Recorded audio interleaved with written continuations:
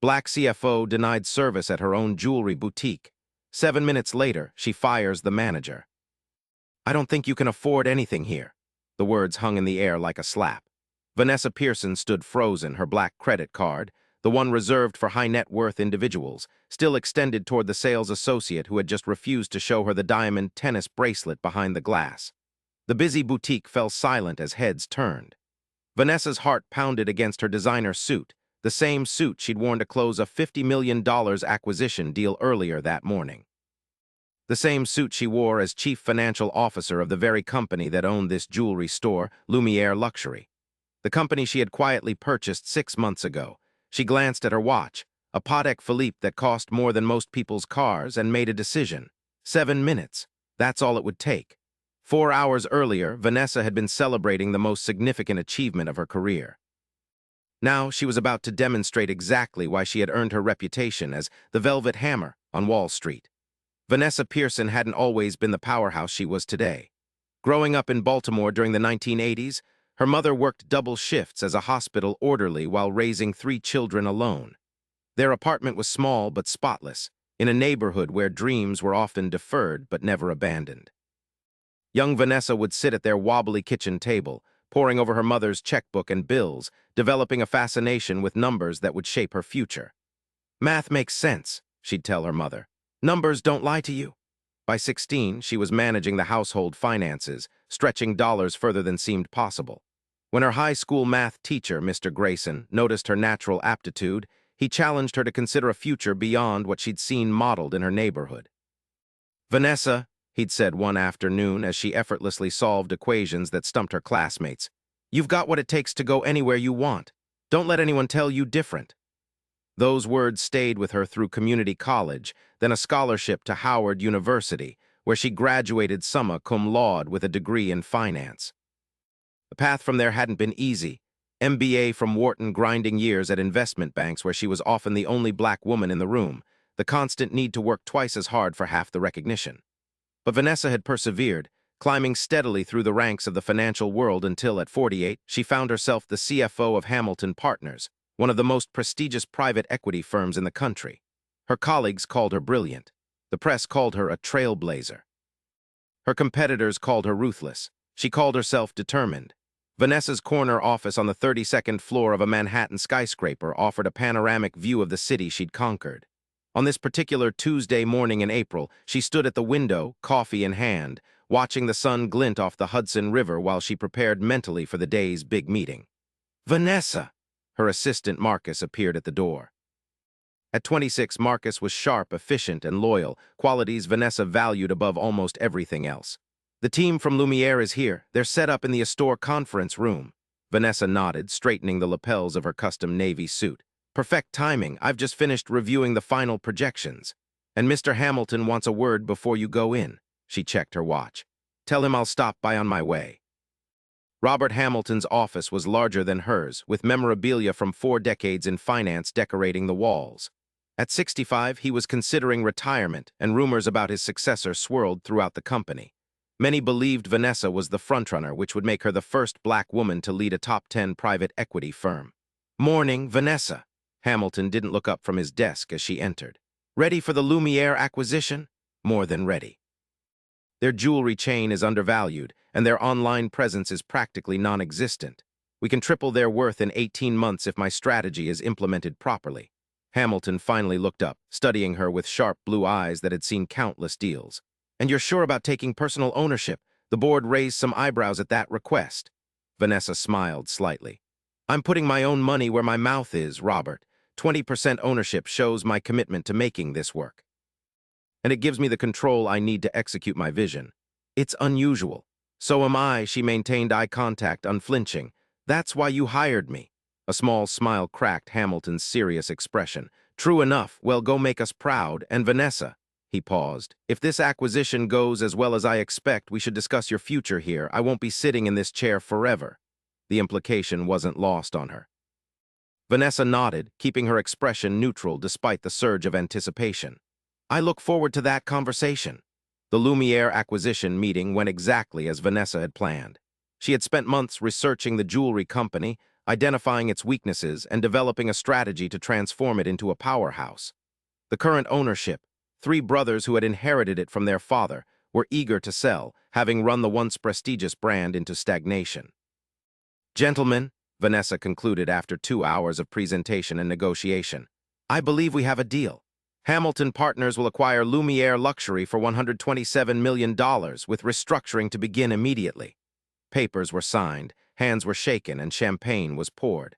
What no one in the room besides Marcus knew was that Vanessa's personal stake, that unusual 20% ownership, was deeply personal. Back in her office, Marcus closed the door and grinned. "Congratulations, boss, you just bought yourself a jewelry company." Vanessa allowed herself a moment of satisfaction as she sank into her chair. "Not just any jewelry company, the same company that refused to serve my mother 30 years ago." Marcus raised an eyebrow. "You never told me that part." "It was 1994. Mom had saved for months to buy herself a small gold necklace for her 50th birthday. We went to their original store on 5th Avenue. Vanessa's voice grew quiet. "The sales associate took one look at us and said they were closing early. We could see other customers still shopping inside. Damn, my mother never complained, just took my hand and said, 'Their loss.' But I saw her cry that night." Vanessa straightened some papers on her desk. "I promised myself that someday I'd make it right. And now you own the place."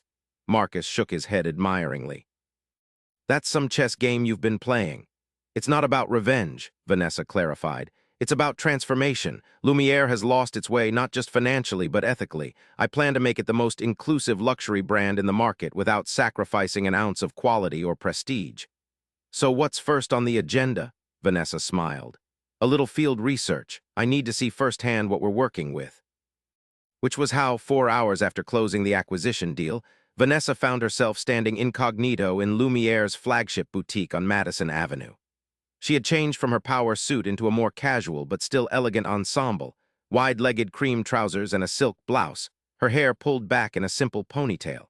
She wore minimal jewelry, except for her watch, deliberately understating her wealth. For 20 minutes, she observed.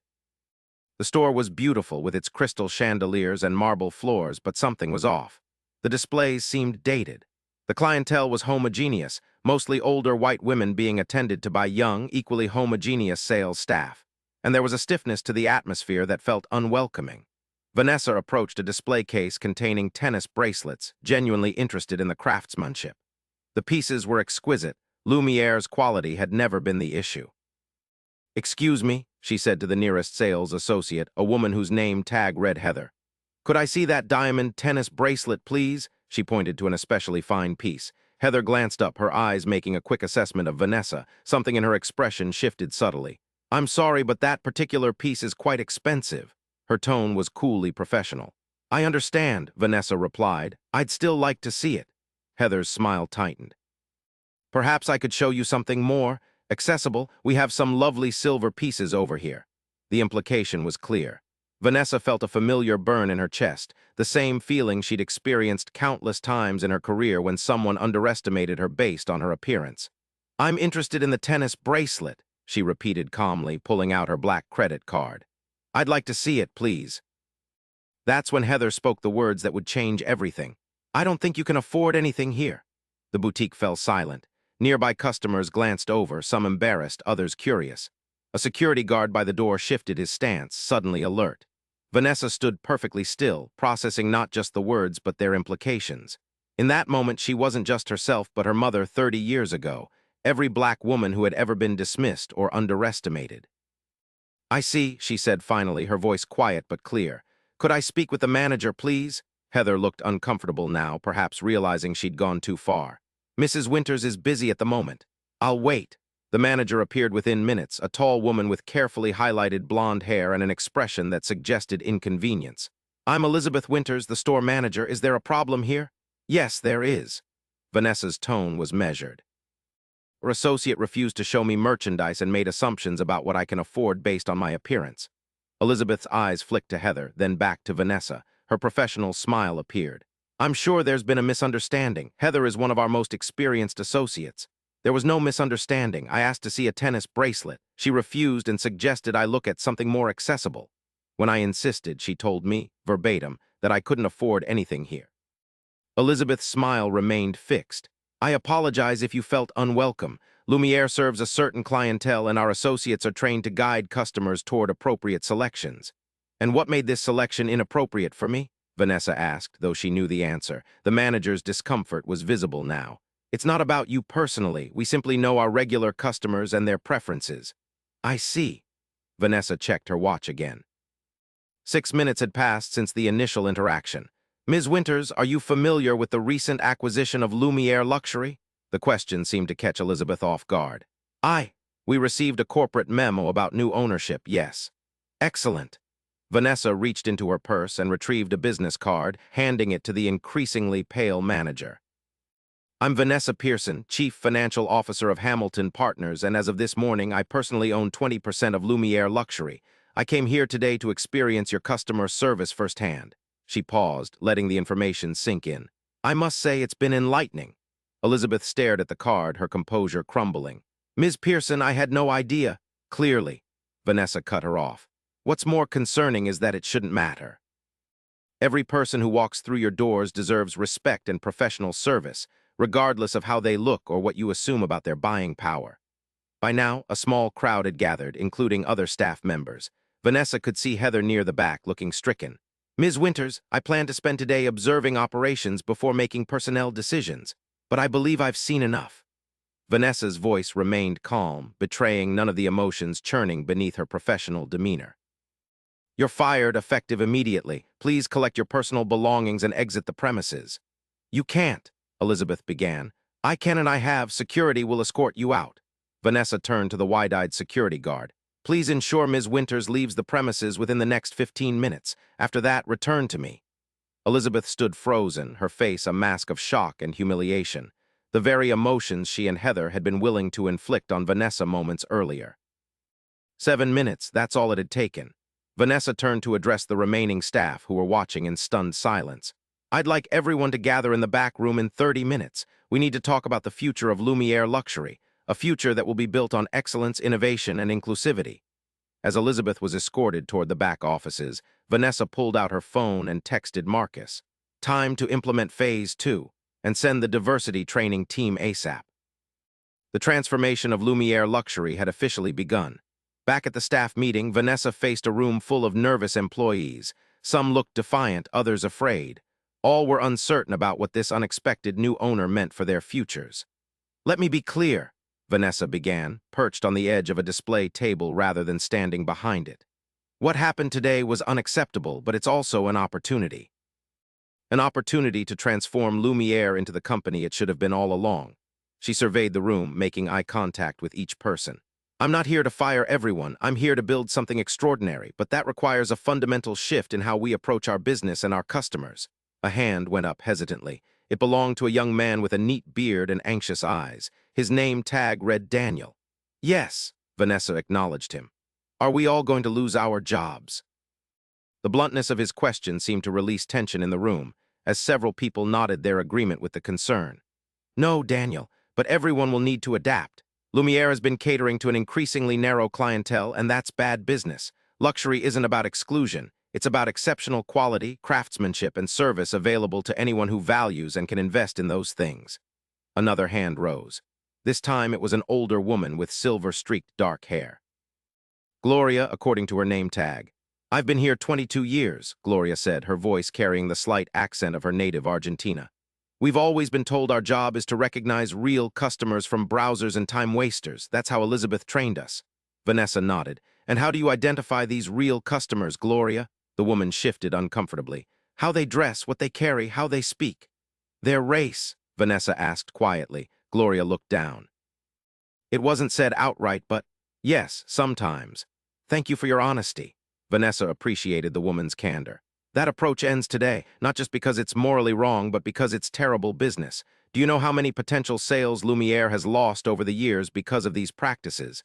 She didn't wait for an answer. Millions, not to mention the damage to our reputation and the lost opportunity to build a diverse, loyal customer base.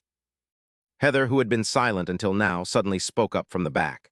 With all due respect, Ms. Pearson, luxury brands are built on exclusivity. If everyone can shop here, we lose our cachet.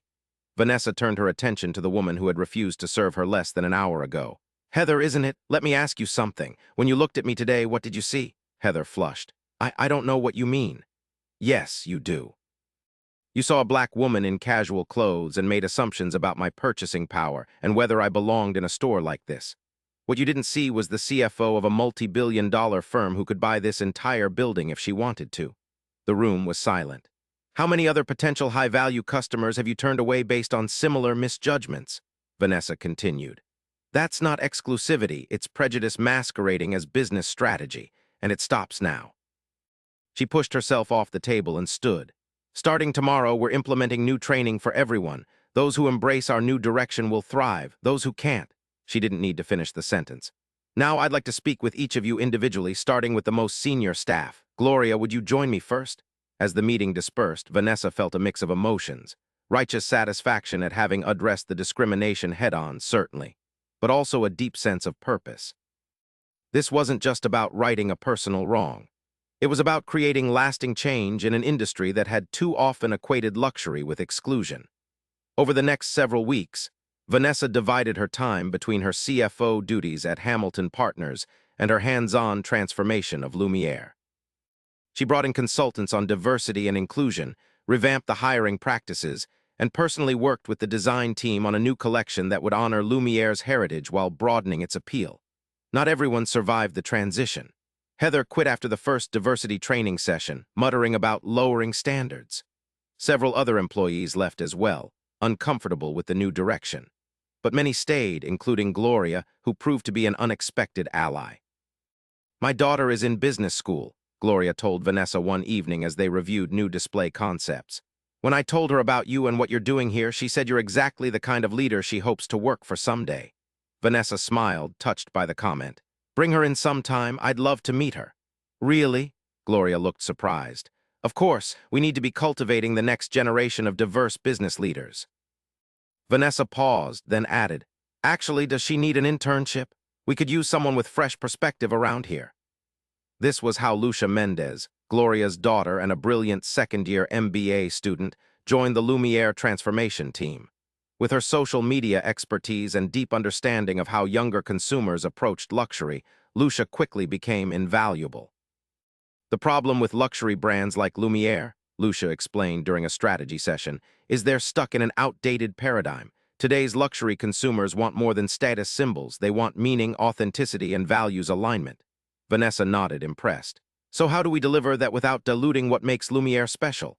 By connecting craftsmanship with conscience, Lucia replied without hesitation.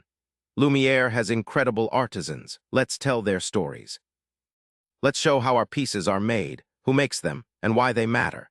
Let's create transparency around materials sourcing and sustainability. The ideas resonated with Vanessa's own vision. Together with a small, dedicated team, they began crafting not just a rebranding, but a complete reimagining of what Lumiere could be. 3 months into the transformation, Robert Hamilton requested a meeting with Vanessa.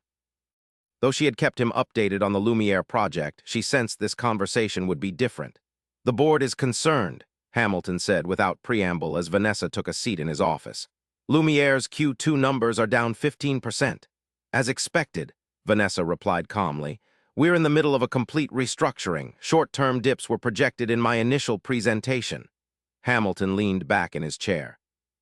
Some board members are questioning whether your personal stake is clouding your judgment. They're wondering if this diversity push is more about social justice than sound business. Vanessa had anticipated this reaction. The two aren't mutually exclusive, Robert. Yes, creating an inclusive luxury brand matters to me personally, but it's also smart business. The luxury consumer demographic is changing rapidly, especially in emerging markets. Brands that don't evolve will be left behind. Prove it, Hamilton challenged. You've got until the end of Q3 to show positive movement, or the board will push for a different direction, possibly different leadership for the Lumiere division. The implied threat was clear. Vanessa nodded, accepting the challenge. I'll have something to show you well before then. In fact, why don't you come to our new collection launch next month? See for yourself what we're building. As she left Hamilton's office, Vanessa felt a familiar pressure, the weight of needing to prove herself yet again, to justify her seat at the table. But she also felt confident. The Lumiere transformation was more than a personal mission now. It had become a test case for a new kind of luxury brand. one that could be exclusive in its quality and craftsmanship without being exclusionary in its welcome. The invitation to Lumiere's relaunch event was the most coveted in New York that season. Partly due to curiosity about the changes under the new ownership, partly due to Lucia's brilliant social media campaign that had created mystique around the new Lumiere experience. The Madison Avenue flagship had been completely redesigned. Gone were the intimidating glass cases that created barriers between customers and jewelry. Instead, the space featured open display islands where clients could get closer to the pieces, with security provided through less visible but more effective technology. The lighting was warmer, the seating more inviting. The walls featured large photographs of Lumiere's artisans at work, diverse faces focused on their craft, alongside the stories of their training and expertise. Most striking was the new tagline emblazoned in elegant script above the entrance: Lumiere Luxury, illuminating excellence. Not exclusively for the elite or only for the worthy, Vanessa explained to Hamilton as they toured the space before guests arrived. But excellence in design, materials, craftsmanship, and service, available to anyone who appreciates and can invest in that excellence. Hamilton nodded thoughtfully, running his hand along a new display case. It's impressive, I'll give you that, but will it sell? Watch and see, Vanessa replied with quiet confidence. The event itself was unlike any previous Lumiere function. Yes, there were celebrities and socialites, fashion editors and influencers. But the guest list also included artists and entrepreneurs from diverse backgrounds, young tech millionaires alongside established business leaders, creating an energy that felt both elevated and accessible. The new collection, titled Convergence, featured designs that honored Lumiere's French heritage while incorporating influences from around the world. Each piece told a story, not just of luxury, but of cultural exchange and artistic collaboration. Most importantly, the sales associates working the event represented the new Lumiere ethos. They were knowledgeable, passionate about the jewelry, and focused on connecting clients with pieces that spoke to them, regardless of how those clients looked or what they wore. Gloria, now promoted to floor director, approached Vanessa midway through the evening. "Ms. Pearson, there's someone here I think you should meet."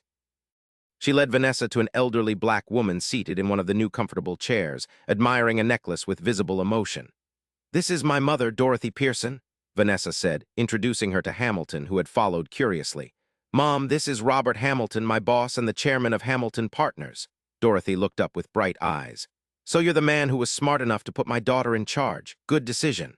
Hamilton laughed, genuine warmth breaking through his usual reserve. "One of my better ones, I agree. It's a pleasure to meet you, Mrs. Pearson. Mom came to the original Lumiere store in 1994, Vanessa explained, meeting Hamilton's eyes meaningfully. "She wasn't welcome then, but tonight she's our guest of honor." Understanding dawned on Hamilton's face. "I see." He turned to Dorothy. "Well, Mrs. Pearson, I hope you'll accept a gift from Lumiere tonight with our compliments. Perhaps that necklace you were admiring." Before Dorothy could respond, a commotion near the entrance caught their attention. A security guard was speaking urgently into his radio, and several staff members looked uncomfortable. "Excuse me," Vanessa said, moving quickly toward the disturbance. At the door stood Elizabeth Winters, the former manager Vanessa had fired, alongside an older man in an expensive suit who was arguing with the security team. "What's happening here?" Vanessa asked, approaching the group. The security guard looked relieved to see her. "Ms. Pearson, this gentleman is demanding entry. He doesn't have an invitation, and he brought Ms. Winters, who is banned from the premises." "I don't need an invitation," the man snapped. "I'm Richard Lumiere. My family built this company." Vanessa recognized him immediately, one of the brothers who had sold the business to Hamilton Partners. "Mr. Lumiere, this is a private event. While I understand your connection to the company's past, you're no longer affiliated with Lumiere Luxury." "So I've gathered," he replied coldly. "I came to see for myself how you've destroyed our legacy." Elizabeth stepped forward. "They've turned it into a circus, Richard, just as I warned you. They're letting anyone in now." Vanessa noticed the growing attention from nearby guests and made a quick decision. "Mr. Lumiere, if you'd like to have a civil conversation, I'm happy to arrange that for tomorrow, but this isn't the time or place." "Oh, I think it's exactly the right time," Richard countered. "While all these people are here to witness what you've done to a century-old institution, my grandfather would be appalled." The confrontation was escalating, threatening to overshadow the successful event. Vanessa felt Hamilton's presence beside her, along with Lucia and several other team members who had moved closer in support. "Your grandfather," Vanessa said clearly. Built Lumiere on craftsmanship and quality. Those values remain at our core. What we've changed is who gets to experience them. You've cheapened the brand, Elizabeth interjected. Actually, Hamilton spoke up unexpectedly, preliminary sales figures from tonight suggest otherwise. The new collection is outperforming projections by 30%. Richard looked taken aback. That's impossible. It's business, Hamilton replied simply. Good business as it happens. Ms. Pearson was right. Exclusivity without exclusion is a powerful market position. Vanessa felt a surge of gratitude for Hamilton's support, especially in front of the gathered crowd. Mr. Lumiere, I respect your family's contribution to this brand's history. But you chose to sell the company, and now we're taking it in a new direction. I invite you to make a proper appointment if you'd like to discuss it further. She nodded to security. Please escort Mr. Lumiere and Ms. Winters out, gently. As they were led away, Vanessa turned back to the watching guests. The moment could still go either way, an uncomfortable scene that dampened the celebration, or something else entirely. Lucia stepped forward with a champagne glass. A toast, she announced to the room.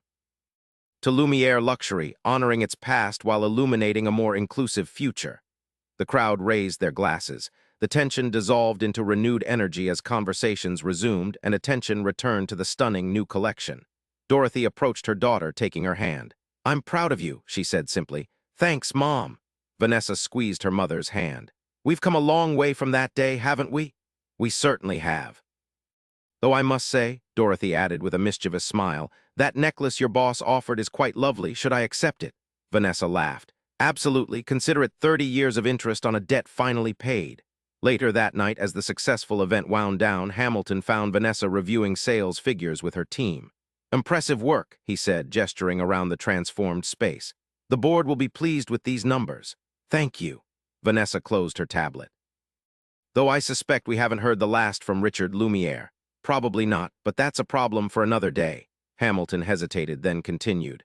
You know, when you first proposed this approach, I had my doubts. I wondered if you were letting personal history drive business decisions. And now I think perhaps that personal connection was exactly what was needed. He studied her thoughtfully. You saw possibilities others missed because you brought a different perspective to the table. That's valuable, Vanessa, more valuable than I realized. She recognized this as the closest Hamilton would come to admitting he'd underestimated her vision. Diversity isn't just about who we hire or who we serve. It's about the unique viewpoints that drive innovation. Indeed, Hamilton straightened his tie. About that conversation I mentioned a few months ago regarding my eventual retirement, I'd like to have it sooner rather than later. Vanessa felt her pulse quicken but kept her expression neutral. I'm available whenever you are. Good, next week then. He extended his hand. Congratulations again on tonight's success. You've transformed more than just a jewelry store, Vanessa. You've made a statement. As Hamilton departed, Vanessa took a moment to stand alone in the center of the reimagined Lumiere flagship. Around her, staff members were carefully returning jewelry to secure overnight storage, chatting excitedly about the evening's success. The space hummed with possibility. Her phone buzzed with a message from Marcus. Saw the social media numbers. Event is trending nationwide. Press reviews coming in overwhelmingly positive. You did it, boss. She smiled, thinking of her 16-year-old self sitting at that wobbly kitchen table, dreaming of a future where numbers would create opportunities. She couldn't have imagined this particular path, but somehow it felt like exactly where she was meant to be. The transformation of Lumiere was just beginning, but already it represented something powerful, a luxury brand that celebrated excellence without exclusion, heritage without prejudice, aspiration without discrimination. Tomorrow would bring new challenges. Richard Lumiere's appearance suggested potential legal battles ahead. The board would demand sustained growth. Competitors would scramble to adapt to Lumiere's new positioning. But tonight, Vanessa allowed herself to savor the victory, not just the business success, but the deeper, more personal triumph. She had taken a moment of discrimination and transformed it into an opportunity for change. She had honored her mother's dignity by creating a space where no one else would experience what Dorothy had endured decades ago. Ms. Pearson, it was Gloria approaching with a small box. Before you go, the team wanted you to have this. Inside was a delicate gold necklace from the new collection, a pendant shaped like a key inlaid with tiny diamonds. It's beautiful, Vanessa said, genuinely touched. We thought it appropriate, Gloria explained. You've given us the key to a new beginning. As Vanessa left the store that night, the new necklace around her throat, she thought about keys and doors and opportunities. About how sometimes the most powerful response to being shut out is not to break down the door, but to build a new one that stands open for everyone who values what lies beyond it. 7 minutes had changed her career that day when she fired Elizabeth Winters. But the true transformation of Lumiere, of the luxury industry, and perhaps even of herself, was just beginning. 6 months after the relaunch event, Vanessa stood before the Hamilton Partners Board, presenting Lumiere's year-end results.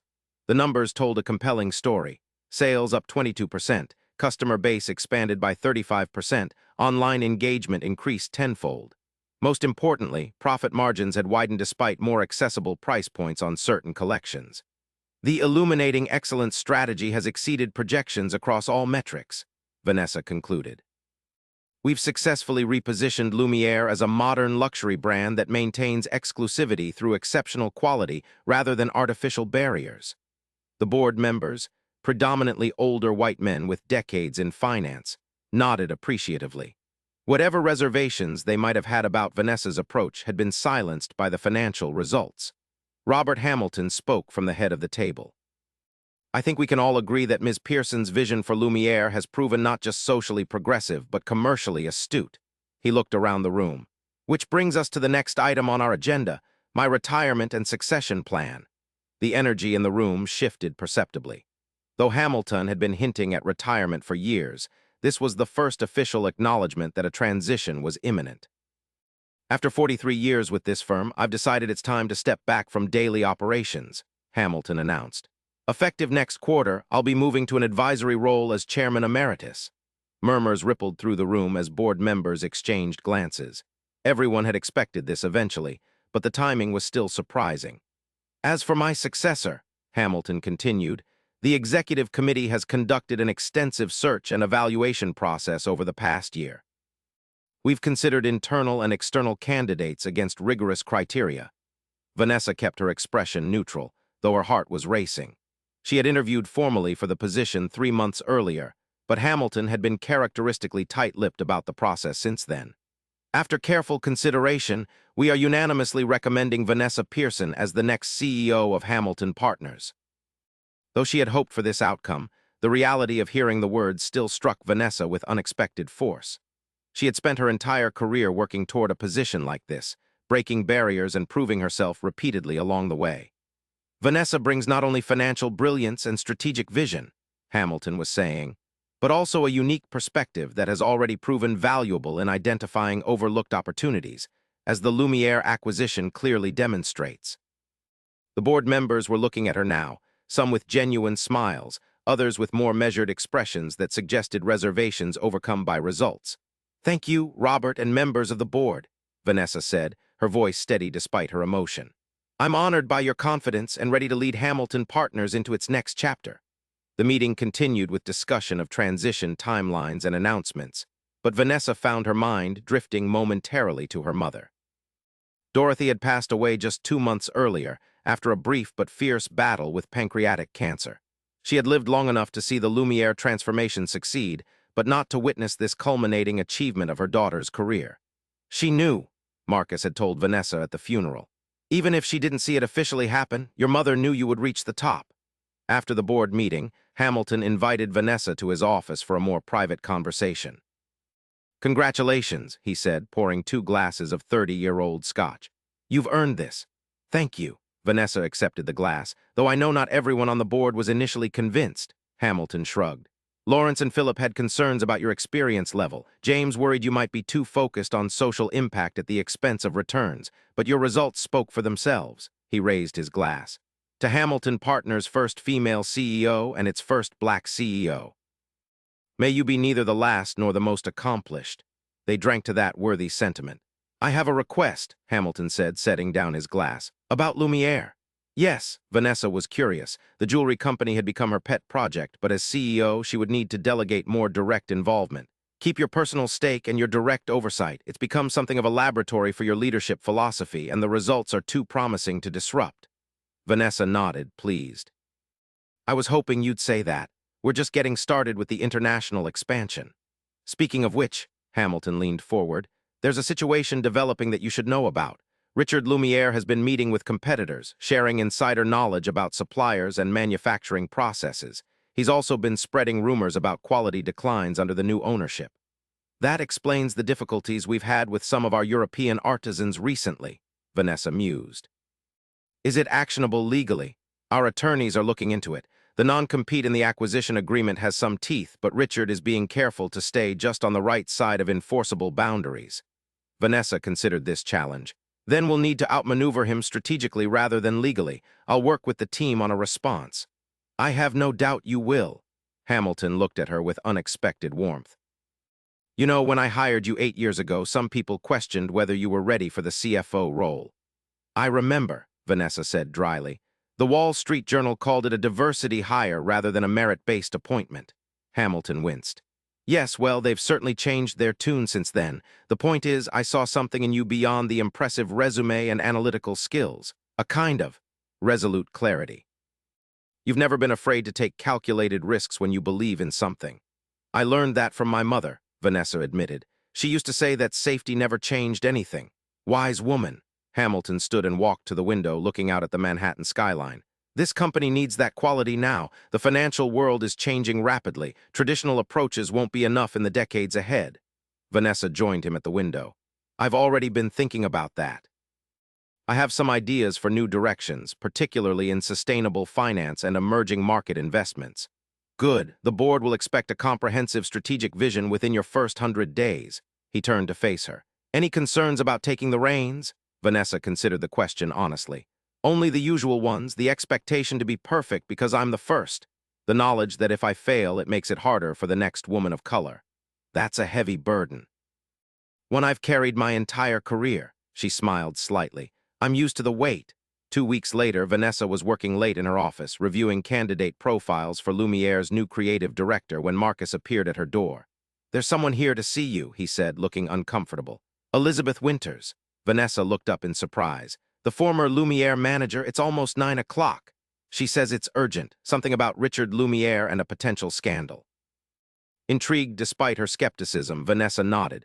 Send her in, but stay close. Elizabeth Winters looked different from their last encounter, less polished, more anxious. The confident store manager had been replaced by someone clearly under strain.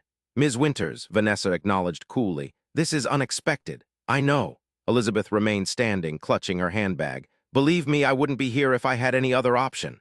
What can I do for you? Elizabeth took a deep breath. Richard Lumiere is planning to damage Lumiere's reputation. He's prepared a fake exposé claiming the company is using inferior materials while maintaining premium prices. He has doctored documentation and paid off a former craftsman to make false statements to the press. Vanessa studied the woman carefully. And you know this because I've been working with him. Elizabeth's admission came with visible shame. After you fired me, he hired me as a consultant to help reclaim the Lumiere legacy, as he put it. At first, it was just strategic advice about the luxury market. But recently, his plans have become unethical. Why come to me now? Vanessa's tone remained skeptical. You didn't seem concerned about ethics when you were profiling customers based on their appearance. Elizabeth flinched. I deserve that, but this is different. What Richard is planning could harm people's livelihoods, the very artisans who have built their careers on Lumiere's reputation. And, she hesitated, I've had time to reflect on my own behavior, seeing how successful Lumiere has become under your leadership while maintaining its quality standards.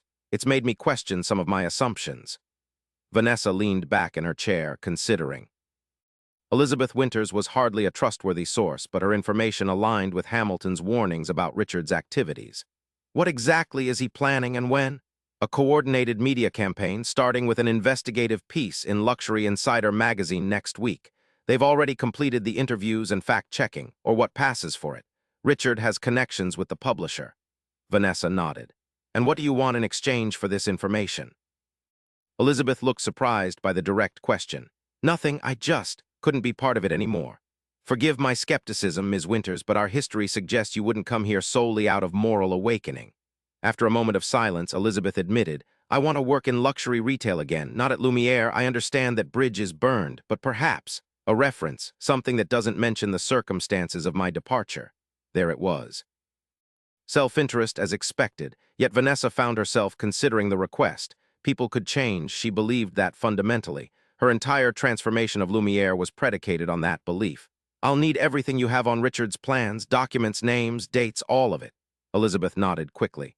I brought a USB drive with what I could gather, and I'm willing to make a formal statement if needed. Leave it with Marcus. Vanessa stood, signaling the end of the meeting. If your information proves accurate and helps us prevent this attack, I'll consider your request for a neutral reference. After Elizabeth left, Marcus returned with the USB drive. Do you believe her? Partially, Vanessa replied. Her motivation is clear enough, but we'll verify everything before acting. The information on the drive proved comprehensive and damning. Richard Lumiere had indeed orchestrated an elaborate scheme to undermine Lumiere's reputation through false claims about material quality and manufacturing practices. The planned exposé in Luxury Insider was scheduled to coincide with Lumiere's upcoming international expansion announcement. Working through the night with a small crisis team including Marcus, Lucia, and Hamilton Partners legal counsel, Vanessa developed a multi-pronged response strategy. By morning, they were ready to implement what she called Operation Transparency. First, they reached out to Luxury Insider's editor-in-chief, presenting evidence that their scoop was based on fabricated documents and testimony from a craftsman with a documented grudge against the company.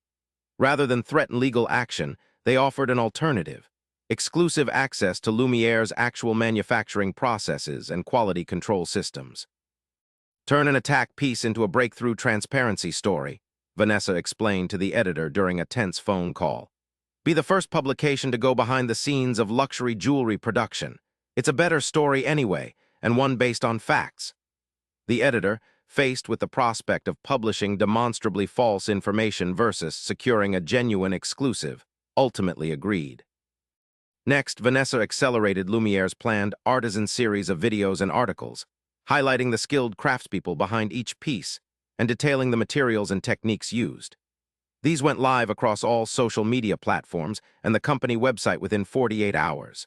Most boldly, she announced an unprecedented open house week at Lumiere's Paris atelier, inviting select customers, journalists, and even competitors to observe the creation process firsthand. Luxury has traditionally operated behind closed doors, creating mystique through secrecy, Vanessa explained at the press conference announcing the initiative. Lumiere is pioneering a new approach, creating value through transparent excellence. We have nothing to hide and everything to showcase about how our pieces are made. The strategy worked better than even Vanessa had hoped. Richard Lumiere's planned attack imploded as Luxury Insider published a glowing feature on Lumiere's revolutionary transparency initiative. Instead, industry publications picked up the story, praising the company's innovative approach to building consumer trust. Sales surged, particularly among younger, affluent consumers who valued authenticity and ethical practices. 3 days after the crisis was averted, Vanessa received an unexpected visitor at the Madison Avenue store where she was reviewing new display concepts. Gloria approached her desk, looking uncomfortable. Ms. Pearson, Richard Lumiere is here. He's asking to speak with you privately. Vanessa raised an eyebrow. That's bold of him. Did he say what about? No, but he seems different, less angry, more subdued. Curious, Vanessa agreed to the meeting. Richard was shown to her office, where she deliberately kept him waiting for 10 minutes while she finished her current task, a small reminder of who now held the power in their relationship. When she finally entered, Richard stood. He had aged since the relaunch event, the strain of his vendetta evident in new lines on his face. Ms. Pearson, he acknowledged stiffly. Mr. Lumiere, she gestured for him to sit. What can I do for you? He took a seat, his discomfort palpable. I assume you know about the article that was supposed to run in Luxury Insider. I do, and about Elizabeth Winter's role in preventing it. Vanessa nodded but offered nothing more, forcing him to continue. I've come to propose a truce, Richard said finally. This conflict is becoming destructive for both sides. For your side, perhaps, Vanessa corrected mildly. Lumiere Luxury is thriving. Richard's jaw tightened at the gentle rebuke. Be that as it may, I'm prepared to cease my opposition to your leadership. In exchange, I request a consulting role with the company my family built, an honorary position on the advisory board, perhaps. Vanessa studied him thoughtfully.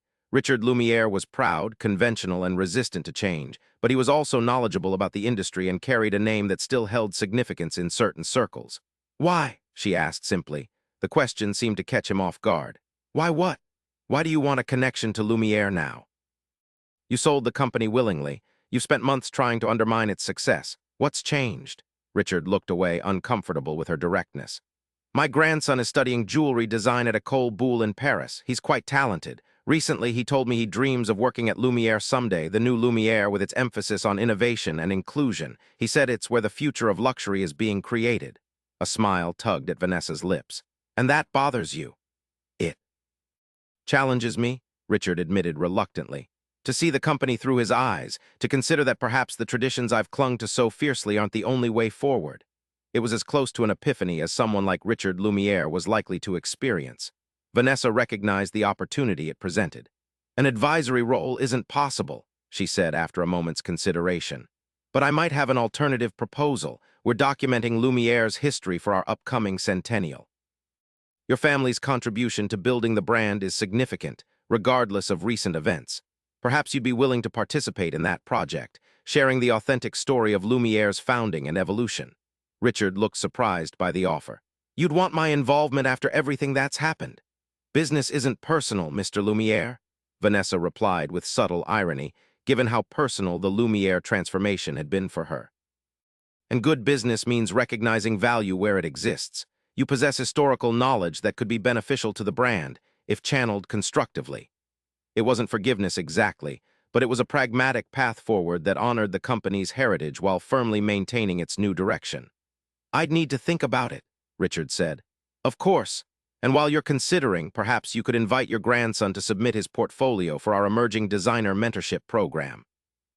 We're always looking for fresh talent. The mention of his grandson softened Richard's expression noticeably. I'll tell him. As Richard left, Vanessa reflected on the encounter.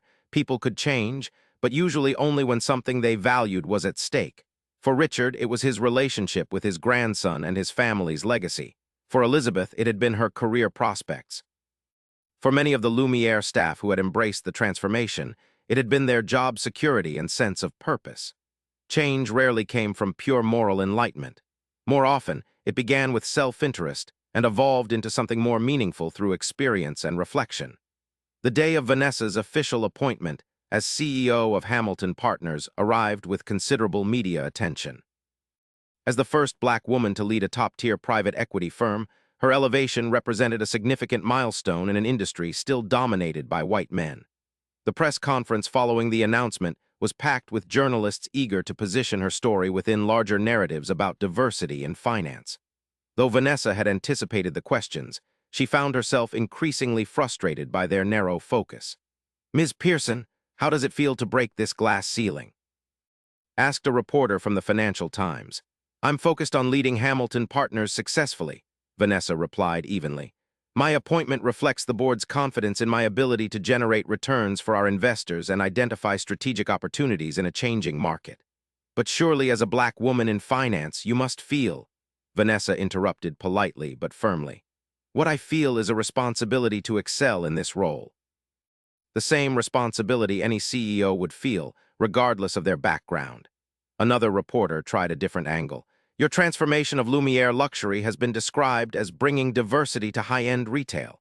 Is this a personal mission you'll continue as CEO? This time, Vanessa leaned into the question rather than deflecting it. What we did at Lumiere wasn't about diversity for diversity's sake. It was about recognizing an untapped market opportunity and addressing it through better business practices. The luxury industry had been limiting its own potential by catering to an unnecessarily narrow clientele. She paused, making eye contact with various journalists. That approach, identifying overlooked value and challenging conventional assumptions, will certainly inform my leadership at Hamilton Partners, not as a social mission, but as a business strategy that drives superior returns. A seasoned reporter from Bloomberg pressed further. So you're saying diversity is just good business? I'm saying that diverse perspectives lead to more innovative thinking and more comprehensive risk assessment. In an increasingly complex global economy, that's a competitive advantage. Vanessa smiled slightly. If you're asking whether I believe inclusion and profitability are compatible, the answer is an unequivocal yes. In fact, I believe they're increasingly inseparable. The press conference continued, but Vanessa had successfully reframed the narrative. Rather than being portrayed as a diversity milestone, her appointment began to be discussed in terms of her strategic vision and business philosophy. Afterward, as she prepared for a series of one-on-one interviews, Marcus appeared with a message. Gloria from Lumiere called. There's a situation at the Madison Avenue store that she thinks you should know about. Vanessa checked her watch. I have 15 minutes before the CNBC interview. What's happening?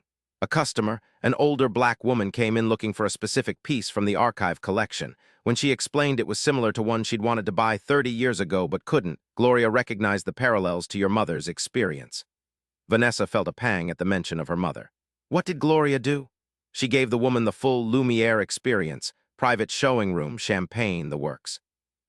The woman bought the necklace plus matching earrings. Then Gloria told her about the transformation of Lumiere and your role in it. That was thoughtful of her. The woman was so moved she asked if there was a way to thank you personally. She left this note. Marcus handed over an envelope. Vanessa opened it to find a card written in elegant script. In 1991, I was turned away from Lumiere when trying to buy a graduation gift for my daughter. Today, I was welcomed like royalty. Time changes things, but people change them faster. Thank you for making a difference. Patricia Washington, proud Howard University parent and new Lumiere customer, Vanessa felt a wave of emotion as she read the note. This was the real measure of what they'd accomplished, not just financial results or press coverage, but tangible changes in people's experiences. Tell Gloria thank you for handling this so beautifully. And please send Ms. Washington a personal note from me, along with our newest catalog. As Marcus left to make the arrangements, Vanessa took a moment to center herself before the next interview. The note had reminded her of something essential. Beyond the boardrooms and balance sheets, beyond the strategic plans and press conferences, business ultimately touched people's lives in direct and personal ways. That understanding had driven her transformation of Lumiere, and it would guide her leadership of Hamilton Partners as well. Not as separate missions, one commercial, one social, but as an integrated vision of business as a positive force for both profit and progress. 1 year into her tenure as CEO, Vanessa stood at the podium of Hamilton Partners' annual investor conference, presenting results that had exceeded even the most optimistic projections. The firm had expanded strategically into emerging markets, pioneered new approaches to sustainable investing, and increased assets under management by 22%. Our success this year reflects a fundamental principle, Vanessa told the assembled investors, analysts, and financial media. The ability to recognize value where others don't, whether in undervalued companies, overlooked markets, or untapped talent. From her position on stage, Vanessa could see Robert Hamilton seated in the front row, smiling with evident satisfaction at his successor's performance. Beside him sat Marcus, recently promoted to Chief of Staff, and Gloria, who now served as Lumiere's Executive Director of Client Experience. In the years since that pivotal day when Vanessa had been denied service at her own jewelry boutique, a remarkable transformation had occurred, not just of Lumiere luxury, but of Vanessa herself. She had evolved from a brilliant but cautious financial strategist into a visionary leader willing to challenge industry conventions. The 7 minutes it had taken her to fire Elizabeth Winters had changed the trajectory of multiple lives and organizations. It had been a moment of justified indignation, but also of clarity and purpose, a decision to transform a personal slight into institutional change. As Vanessa concluded her presentation to enthusiastic applause, she reflected on her mother's simple wisdom. Their loss. Dorothy had been right, though not in the way she'd intended. The old Lumiere's refusal to serve them had indeed been their loss, a failure to recognize the value of every potential customer, regardless of appearance. Now, under Vanessa's guidance, both Lumiere Luxury and Hamilton Partners operated according to a different principle, recognizing value in all its forms, wherever it might be found. It wasn't just morally right, it was brilliant business. After the conference, as Vanessa greeted investors at the reception, she was approached by a young black woman in a sharp suit, who introduced herself as a recent MBA graduate hoping to break into private equity. Ms. Pearson, your career has been such an inspiration, the young woman said earnestly. Do you have any advice for someone just starting out? Vanessa studied her for a moment, seeing echoes of her younger self in the woman's determined expression. What's your name? Layla Jackson. Well, Layla, here's what I've learned. Excellence is non-negotiable. You'll need to be exceptional to overcome certain barriers, but also remember that your different perspective is an asset, not a liability. See what others miss, value what others discount, and when you encounter prejudice, and you will, don't just get angry, get strategic. Layla nodded, absorbing the advice. Is it worth it, the extra effort, I mean? Vanessa smiled. Ask me again in 20 years when you're running your own firm. For now, I'll just say this. Some of us have to travel a harder road, but we often discover more valuable things along the way precisely because we're forced to take the path less traveled. As the young woman thanked her and moved on, Vanessa felt a sense of continuity, a chain of aspiration and achievement that stretched backward to her mother's generation and forward to whatever Layla and her peers would accomplish. Later that evening, Vanessa returned to the Lumiere flagship store for a private event celebrating the launch of a special collection. Named Legacy, it featured contemporary reinterpretations of classic Lumiere designs, including a pendant inspired by the one Dorothy Pearson had wanted to buy herself all those years ago. The store hummed with conversation and laughter as diverse clientele, some long-standing Lumiere customers, others new to the brand, admired the collection and enjoyed the welcoming atmosphere that had become Lumiere's hallmark. Gloria approached, champagne in hand. The new collection is a hit. We've already sold 15 pieces tonight. Wonderful. Vanessa accepted the glass. How's Richard's historical contribution coming along? Surprisingly well. His knowledge of the original crafting techniques has been invaluable for the archives, and his grandson starts his internship next month. Full circle, Vanessa mused. Speaking of which, Gloria said, Elizabeth Winters called again about that reference.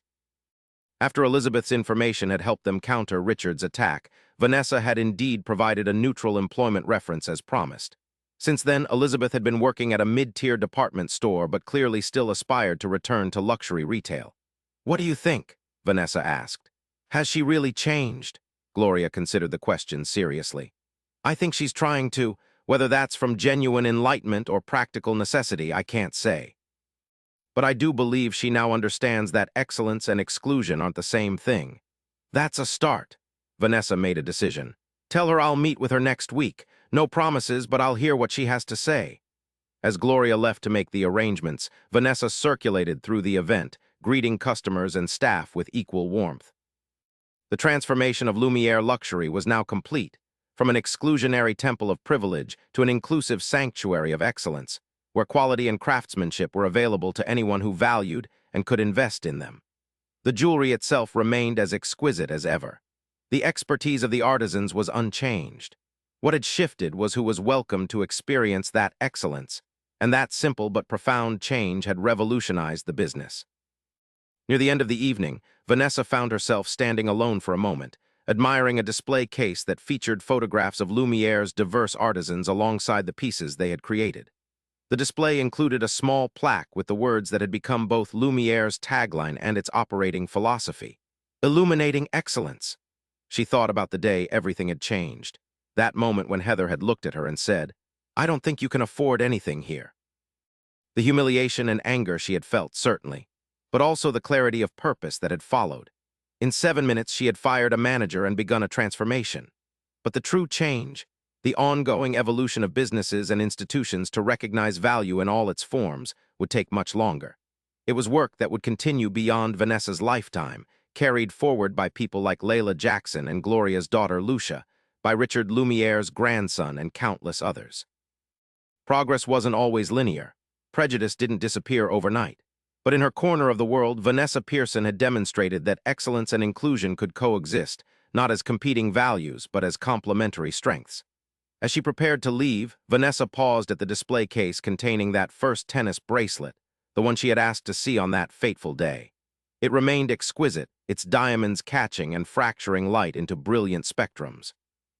She could buy it now, of course, could have bought it then, too, but its value lay not in its price tag, but in what it had illuminated, the path forward not just for a jewelry company, but for a vision of business where excellence was defined by quality and character rather than exclusivity and prejudice. Would you like to see it? Asked a young sales associate, approaching with a warm smile. Yes, Vanessa replied, returning the smile. Yes, I would. And as the case opened and the bracelet was presented with professional courtesy, Vanessa Pearson, Black woman, CEO, changemaker, felt the satisfying click of something important falling perfectly into place. If you enjoyed this story of transformation and justice, please hit subscribe and share your thoughts in the comments below. Where are you watching from? Your support helps us bring more powerful stories like this one to life.